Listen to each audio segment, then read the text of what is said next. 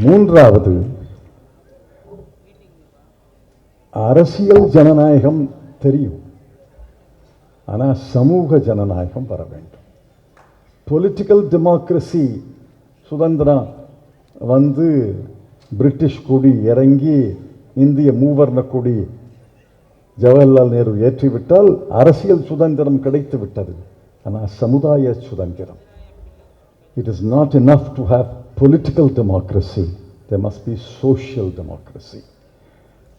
Social டெமோக்ரஸிக்கு அவர் சொல்கிறாரு, எல்லாருக்கும் தெரிஞ்சது தான், பிரெஞ்சு புரட்சியில் சொல்லப்பட்ட வாசகங்கள், லிபர்ட்டி, ஈக்குவாலிட்டி, ஃப்ரெட்டர்னிட்டி, சுதந்திரம், சமத்துவம், சகோதரத்துவம். இதில் சுதந்திரம் கிடைத்துவிட்டால் அரசியல் ஜனநாயகம் மலர்ந்துவிடும். ஆனால் சமத்துவம் பிறந்தால்தான், சகோதரத்துவம் பிறந்தால்தான் சோஷியல் டெமோக்ரஸி வளரும் என்று சொல்கிறார். இதை நான் சொன்னால் ஏதோ சொல்கிறார் அரசியல்வாதி சொல்கிறார். இது சொன்னது யார் என்றால் அண்ணல் அம்பேத்கர் அவர்கள் சொன்னார். எவ்வளவு தொலைநோக்கு, எவ்வளவு தீர்க்க தரிசனம்னு பாருங்க. அப்புறம் சொல்றாரு, ஏப்ரஹாம் லிங்கன் சொன்னது எல்லாருக்கும் தெரியும், government of the people, by the people, for the people. மக்களால், மக்களுக்காக, மக்களால் நடத்தப்படும் அரசு. அது பல லட்சம் பேர் பல பள்ளிக்கூடங்களில், பல வகுப்பறைகளில், பல ஆசிரியர்கள், பேராசிரியர்கள் சொல்லியிருக்காங்க. அம்பேத்கருடைய பார்வை பாருங்க, கவர்மெண்ட் ஃபார் த பீப்புள் வேண்டாம். எப்படி ஏப்ரஹாம் லிங்கன் சொன்னது தாரக மந்திரமாக 100 ஆண்டுகளாக ஏற்றுக்கொள்ளப்பட்டது, 1000 பேர் உதடுகளிலே உச்சரிப்பது.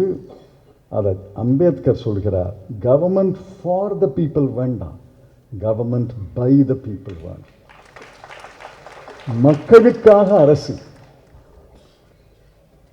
அதைத்தான் நான் பயாலஜிக்கல் தலைவர் சொல்றார், நான் உங்களுக்காக அரசு நடத்துறேன், எங்களுக்காக நீங்க அரசு நடத்த வேண்டாம், எங்கள் அரசை நாங்களே நடத்த வேண்டும். அதைத்தான் அம்பேத்கர் சொல்கிறார். கவர்மெண்ட் ஃபார் த பீப்புள் வேண்டாம், கவர்மெண்ட் பை த பீப்புள் வேணும். ஆக வன்முறை இலக்கணத்தை தவிருங்கள், யாரையும் வழிபாடு செய்யாங்கள். மக்கள் அந்த அரசை எப்பொழுது நடத்துகிறார்களோ, எந்த அரசில் சுதந்திரம் மட்டும் இல்லை, சமத்துவமும் சகோதரத்துவம் இருக்கிறதோ, அந்த நாள்தான் இந்தியா முழுமையான சுதந்திரம் பெற்ற நாடாக வரும். இதையெல்லாம் முழுமையாக ஈர்த்து கொண்டவர் தலைவர் இளைய பெருமாள். எப்படி தெரியும் சொல்கிறேன். சுவாமி சகஜானந்தாவை பற்றி எனக்கு பல முறை சொல்லியிருக்காரு. எனக்கு சகஜானந்தாலாம் தெரியாது, ஆனால் அவருடைய வரலாறை சொல்கிறார். தமிழ்நாடு காங்கிரஸ் கமிட்டி தலைவராக தலைவர் இளைய பெருமாள் அவர்கள் பொறுப்பேற்ற பிறகு சொந்த ஊர் சிதம்பரத்துக்கு போகிறோம். பகல் நேர ரயில். தலைவர் இளைய பெருமாளோட நீ போறியான்னு தலைவர் மூப்பனார் கேட்டாங்க. நல்லா போயிட்டு வரேன்னு சொன்னேன். ஆக 2 பேரும் ஃபர்ஸ்ட் கிளாஸ் கம்பார்ட்மெண்ட்டில், இன்னும் 2-3 பேர் இருக்காங்க, எனக்கு நினைவில்லை. சென்னையிலேருந்து புறப்பட்டது சிதம்பரத்துக்கு போகிற வரைக்கும் ஒவ்வொரு ரயில் நிலையத்திலையும் ஆயிரக்கணக்கான இளைஞர்கள் இருந்தாங்க. ஒவ்வொரு ரயில் நிலையத்திலையும் 20 நிமிடம், அரை மணி நேரம் தாமதம். ஒவ்வொரு ரயில் நிலையத்திலையும் அலை மோதியது கூட்டம். தமிழ்நாடு காங்கிரஸ் கமிட்டி தலைவராக தியாகி கக்கனுக்கு பிறகு முதல் முறையாக ஒரு தலித் தமிழ்நாடு காங்கிரஸ் கமிட்டியின் தலைவராக பொறுப்பேற்றிருக்கிறார். அவர் நமக்கு விடியலை தருவார் என்று லட்சக்கணக்கான தலித் இளைஞர்கள் வந்தார்கள். அப்போ முன்னாடி பின்னாடி ரயில் பயணத்தில், பிறகு கார் பயணத்தில் பல நேரங்கள், பல மணி நேரங்கள் நானும் தலைவர் இளைய பெருமாளும் உரையாடி இருக்கிறோம். எந்த அளவுக்கு சமுதாயத்தை சரியாக புரிந்து கொண்டு சமுதாயத்தின் சித்திரம் எந்த அளவுக்கு அவருடைய மனதிலே பதிந்திருக்கிறது என்றெல்லாம் எனக்கு தெரியும். அவர் தலைவராக வந்தது ஒரு போராட்டத்தில், தலைவராக விலக வேண்டிய சூழ்நிலையும் ஒரு போராட்டத்தில் தான். அன்னைக்கு இருந்த சூழ்நிலையில் அன்னை மரகதம் சந்திரசேகர் அவர்கள் இளைய பெருமாள் அவர்களை முன்மொழிந்தார்கள். தலைவர் மூப்பனார் அவரை முழுமையாக ஏற்றுக்கொண்டார்கள். நாங்கள் எல்லாம் மகிழ்ச்சி அடைந்தோம். ஒரு அறிவார்ந்த ஒரு மனிதர் தலைவராக வருகிறார் என்று எங்களை போன்றவர்கள் எல்லாம் பெருமை கொண்டோம். அவர் தலைவராக விலகிய கதை இன்னொரு நாள் சொல்கிறேன். அன்று இருந்த சமுதாய அமைப்புகள் தான் அவரை விலக்கிய சூழ்நிலை. அந்த ஆபத்து இன்னும் இருக்கு. எந்த சக்திகள் உங்களை ஒரு பொறுப்பில் வைக்கதோ அதே சக்திகள் நீங்க முரண்பட்ட விலக்கி விடும். அதெல்லாம் சொல்றதுக்கு இப்ப நேரம் இல்லை. அதெல்லாம் சின்ன சின்ன வகுப்புகளில் தான் சொல்லணும், இவ்வளோ பெரிய மாநாட்டில் சொல்ல முடியாது. ஆனால் அந்த வகுப்புகளை தலைவர்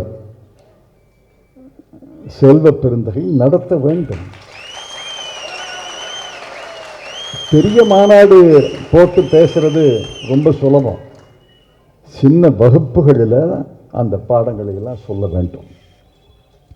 அந்த அளவுக்கு தலைவர் இளைய பெருமாள் இடமிருந்து நான் கற்றுக்கொண்ட பாடங்கள் நிறைய. நான் கற்றுக்கொண்ட பாடங்களை உங்களை போன்றவர்களுக்கு சொல்ல வேண்டியதும் நிறைய இருக்கு. காலத்தின் அருமை கருதி சுருக்கமாக சொல்லுகிறேன். தலைவர் இளைய பெருமாள் புகழ் வாழ்க. தியாகி கக்கனுடைய 100ஆண்டு விழாவை மதுரையிலேயே நாங்கள் கொண்டாடினோம். தலைவர் ஓவி அழகேசனுடைய 100ஆண்டு விழாவை செங்கல்பட்டிலே கொண்டாடினோம். பெரியவர் இளைய பெருமாளுடைய பவள விழாவை காரைக்குடியிலே 25 ஆண்டுகளுக்கு முன்னால் முப்பெரும் விழா, அதிலே ஒன்று இளைய பெருமாள் பவள விழா என்று நாங்கள் கொண்டாடினோம். அவருடைய 100ஆண்டு நிறைவு விழாவிலே என்னால் இருந்து பேச முடிந்தது என்பது எனக்கு மிகப்பெரிய பாக்கியம். அந்த வாய்ப்பை தந்த தலைவர் செல்வ பெருந்தகை அவர்களுக்கு நன்றியை செலுத்தி, தமிழ்நாடு காங்கிரசின் எஸ்சி துறைக்கு என்னுடைய நன்றியை தெரிவித்து, இந்த நூலை எழுதிய பாலசிங்கம் ராஜேந்திரன் அவர்களை மனதார பாராட்டி, எல்லாரும் இந்த நூலை மறந்துடாம 100 ரூபா கொடுத்து வாங்க வேண்டும் என்று கேட்டு, தலைவர் இளைய பெருமாள் புகழ் ஓங்குக என்று எல்லாரும் சொல்ல வேண்டும் என்று கேட்டு, தலைவர் இளைய பெருமாள் புகழ், தலைவர் இளைய பெருமாள் புகழ், தலைவர் இளைய பெருமாள் புகழ். ஜெய் ஹிந்த்.